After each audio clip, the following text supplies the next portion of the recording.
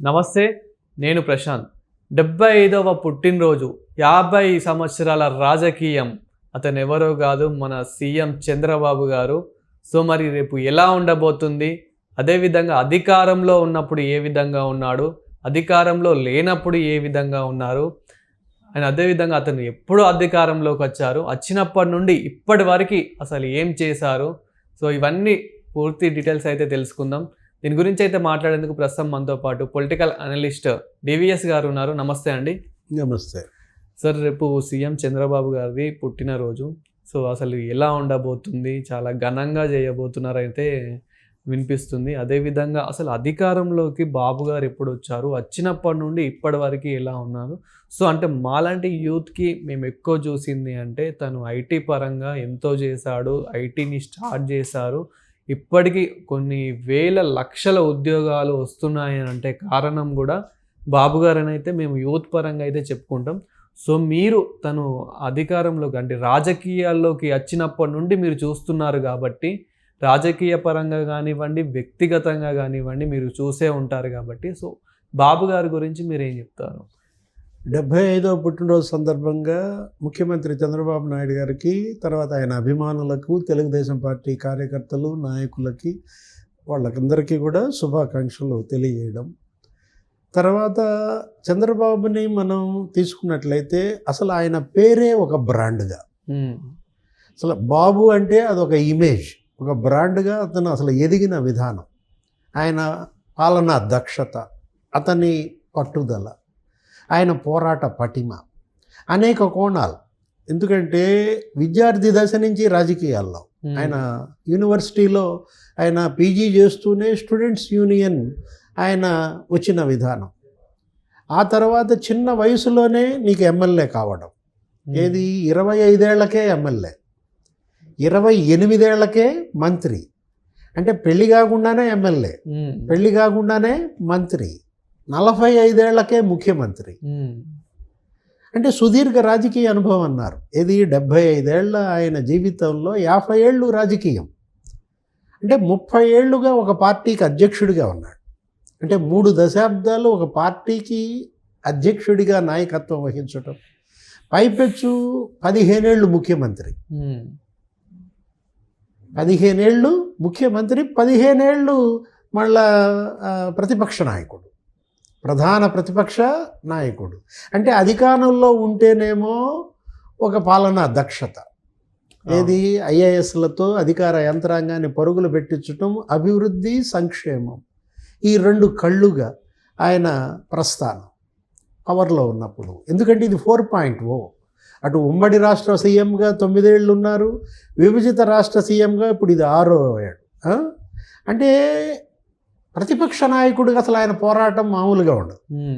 అసలు ఆయన పట్టుకోవటం ఎవరి వల్ల కాదు, ఏది ప్రధాన ప్రతిపక్ష నాయకుడిగా ఉన్నప్పుడు అసలు ఉద్యమాలే ఉద్యమాలు, ఆందోళనలే ఆందోళనలు, నిరంతరం ప్రజలతో మమేకం కావడమే చంద్రబాబు సక్సెస్ సీక్రెట్.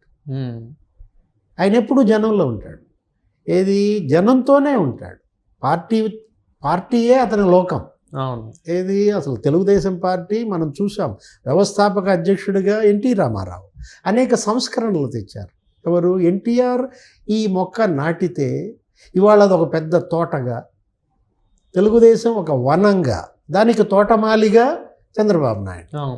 అంటే సంస్కరణలని ఇతను అందిపుచ్చుకున్న విధానం, అటు ఎన్టీఆర్ తెచ్చిన సంస్కరణలను అమలు చేయటం, కొనసాగించడంతో పాటుగా నెక్స్ట్ పివి నరసింహారావు, మన్మోహన్ సింగ్ల ఆర్థిక సంస్కరణలని తొలిసారి ఆంధ్రప్రదేశ్లో అమలు చేసి ముందుండి రాష్ట్రాన్ని నడిపించి, విద్యుత్ రంగాన్ని బలోపేతం చేసి, దానికోసం అవసరమైతే ప్రభుత్వాన్ని కూడా సాక్రిఫైస్ చేశాడు.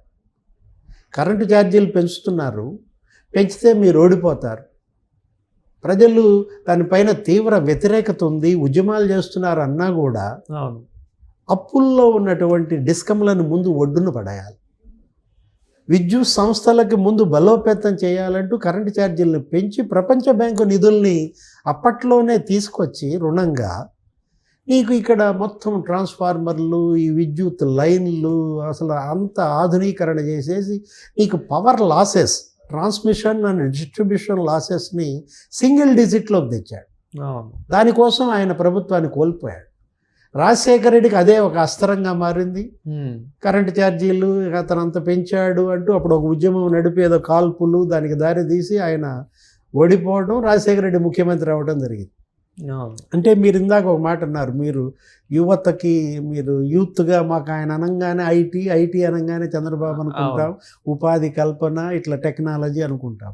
కానీ సాగు రంగంలో ఆయన తెచ్చిన సంస్కరణలు, రైతులకు ఆయన చేసిన మేళ్ళు, ఎందుకంటే అసలు ఆయన విద్యార్థిగా ఉన్నప్పుడే వాళ్ళ ఊళ్ళో శ్రమదానం నిర్వహించి వాళ్ళ నాన్న పడుతున్న కష్టాలు ఏంటి, పొలానికి నీళ్ళు ఎక్కక తుంగ తొలగించటం, పంట కాలువల్లో పూడిక తీయటం, అది ఎప్పుడు స్టూడెంట్గా ఉన్నప్పుడు. అట్లాగే వాళ్ళ ఊళ్ళో రోడ్లు ఎంచటం, ఏది ఆ ఊరికి అసలు రోడ్లు లేవు, నారావారి పల్లె అసలు ఎక్కడ మరి గుంతలు అనమాట. అక్కడ మరి వాళ్ళే మట్టి తెచ్చుకుని వాళ్ళే గులకేసుకుని ఆ డొంక రోడ్లలాగా వాటిని తయారు చేసుకుని, ఆయన ఏంటి చదువుకుంది, ఆయన వయసు ఎంత అప్పుడు 16-18 ఏళ్ళు. గణేష్ యువజన సమితి అని పెట్టి అటు ఊళ్ళో శ్రమదానంతో రోడ్లు ఎంచటం, అప్పుడు కాంగ్రెస్ ప్రభుత్వం శ్రమదానంతో పంట కాలువలు తీయించడం. ఆ తర్వాత ఆయన ప్రభుత్వంలోకి వచ్చి ఆయన ముఖ్యమంత్రి అయిన తర్వాత కూడా అదే అడాప్ట్ చేసుకుని ఈ శ్రమదానం అనేది తీసుకొచ్చింది. ఈ క్లీన్ అండ్ గ్రీన్, లేకపోతే ఈ పచ్చదనం పరిశుభ్రత. అసలు 1.0లో అధికారులకు ఆయనంటే సింహస్వప్నం. చంద్రబాబు వస్తున్నాడంటే మొత్తం క్లీన్ గ్రీన్. అసలు ఫైళ్ళన్నీ సర్దేయటం, బూజు దులపటం. ఆయన దెబ్బకు అసలు కొంతమంది గుండెపోటు వచ్చిందన్నారు, ఆకస్మిక తనిఖీలు. అట్లా అధికార యంత్రాంగం అట్లా పని చేపిస్తే వాళ్ళల్లో వ్యతిరేకత. వామ్మో ఈయన కనుక ముఖ్యమంత్రిగా ఉంటే మమ్మల్ని ఏమి నిద్రపోనిచ్చేటట్టు లేడు అని చెప్పి ఆఫీసర్లు లేకపోతే ఉద్యోగుల్లో వ్యతిరేకత వచ్చి ఆయన ప్రభుత్వాన్ని కోల్పోవలసి వచ్చింది. ఇప్పుడున్న పరిస్థితిలో కూడా ఇప్పుడు ప్రజెంట్ కూడా అదే ఇప్పుడు ఏదైతే మీరు అన్నారో అలాగే ఇప్పుడు రీసెంట్గా కూడా ఎమ్మెల్యే అంటే తన కింద ఉన్న ఎవరైతే మంత్రులు ఎమ్మెల్యేలు ఎవరైతే ఉంటారో వాళ్ళకు కూడా వార్నింగ్ ఇస్తున్నట్లు ఇలా కొంచెం సమాచారం వచ్చింది. ఎందుకంటే గత ప్రభుత్వంలో ఏవైతే అన్యాయాలు అక్రమాలు చేశారో అలాంటి తప్పులు మన ప్రభుత్వంలో జరిగితే సివియర్ యాక్షన్ తీసుకోవాల్సి వస్తుంది అన్నట్టు ఇలాంటివి కూడా చెప్పడం జరుగుతుంది. అదేవిధంగా ఇంకా డెవలప్మెంట్ గురించి కూడా మాట్లాడుకుంటే కనుక అమరావతి అసలు అధికారంలోకి రాకముందే చెప్పడం జరిగింది, నేను రాగానే అమరావతిని ఒక విధంగా డెవలప్ చేస్తాను, ఇక్కడ కూడా మళ్ళీ ఐటీ స్థాపిస్తాను, ఐటీని తీసుకొస్తాను అని చెప్పేసి కూడా. సో పనులు కూడా మనం చూస్తూ ఉన్నాం ఏ విధంగా అవుతున్నాయి అన్నట్లు. అంటే అభివృద్ధికి ఆయన బ్రాండ్ అంబాసిడర్గా, ఆయన ఫ్యాషన్ వర్క్ కల్చర్ అనమాట. ఆయన నిద్రపోడు, వీళ్ళని నిద్రపోనివాడు. ఎందుకంటే రోజుకి 18 గంటలు పనిచేయటం. మొన్న రేవంత్ రెడ్డి కూడా అన్నాడు, ఈయన గెలిచి ముఖ్యమంత్రి కాగానే 4.0 ఏమన్నాడు, అక్కడ ముఖ్యమంత్రి రోజుకు 18 గంటలు చేసేవాడు వచ్చాడు, నేను కూడా పెంచుకోవాలి, నేను 12 గంటలే పనిచేస్తున్నా, నేను ఇంకా ఎక్కువ గంటలు పనిచేయాలని రేవంత్ రెడ్డి మాట్లాడటం. అంటే ఒక స్ఫూర్తి, అటు ఒక కార్యదక్షుడు, ఒక స్థితప్రజ్ఞుడు, ఒక స్ఫూర్తిదాయకుడుగా. ఎందుకంటే ఇవాళ 9 సార్లు ఎమ్మెల్యే గెలిచాడు. 9 టైమ్స్ ఎమ్మెల్యేగా ఒక నాయకుడు రావడం అంటే, అప్పట్లో కరుణానిధి ఉండేవాళ్ళు, ఏది 10-15 సార్లు గెలిచినట్టుగా. అంటే 9 సార్లు, అంటే ఒకే నియోజకవర్గం నుంచి 8 సార్లు కంటిన్యూస్ కొడుతున్నాడు. ఏది కుప్పం నుంచి. ఆ కుప్పం అనేది ఒక మోడల్ నియోజకవర్గంగా ఆయన అభివృద్ధి చేసిన తీరు. ఇవాళ మీరు అన్నారు సైబరాబాద్ నిర్మాణం, తెలంగాణ ఇవాళ ఐటీ, ఇవాళ ఇది సంపన్న రాష్ట్రం అయిందంటే 9 లక్షల మంది ఉద్యోగులు పనిచేస్తున్నారు. ఇది ఒక కామధేను, ఒక కల్పవృక్షం. ఏది ఐటీ. ఆయన ఏంటి బిల్ గేట్స్తో నేను సమావేశం అంటారు, అసలు కథలుగా చెప్తారు. ఆయన సాధించిన ప్రతి విజయం ఒక కథ.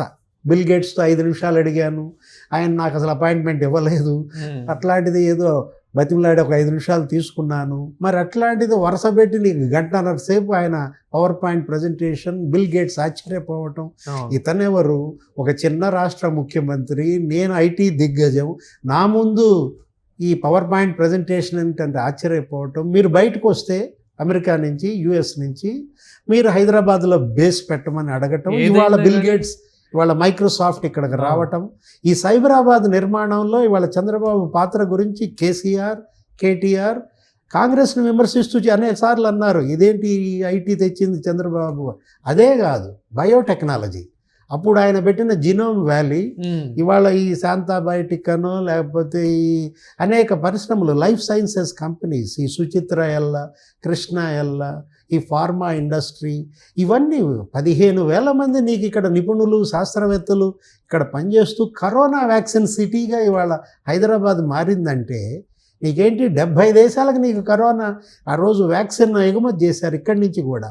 అంటే ఎలా ఫారిన్ ఎక్స్చేంజ్ ఇక్కడ హైదరాబాద్కి వస్తోంది. ఆలోచనలు కూడా ముందు జనరేషన్కి ఉపయోగపడేలాగా తీసుకొస్తూ ఉంటారు. ఇప్పుడు మొన్న రీసెంట్గా దావోస్ వెళ్ళినప్పుడు కూడా ఐటీ గురించే మాట్లాడడం కాకుండా ఏఐ గురించి కూడా, ఏఐని తీసుకురావాలి అంటే ఇప్పుడు ఏఐని ఎంత టెక్నాలజీ యూజ్ చేసుకుంటే అంత బెస్ట్ అని చెప్పేసి కూడా ఏఐ గురించి కూడా మాట్లాడడం అంటే జరిగింది. అప్పుడు 2.0లో ఐటీ, అవును, బీటీ బయోటెక్నాలజీ, ఇన్ఫర్మేషన్ టెక్నాలజీ. ఇప్పుడు 4.0లో మీరన్నది ఆర్టిఫిషియల్ ఇంటెలిజెన్స్.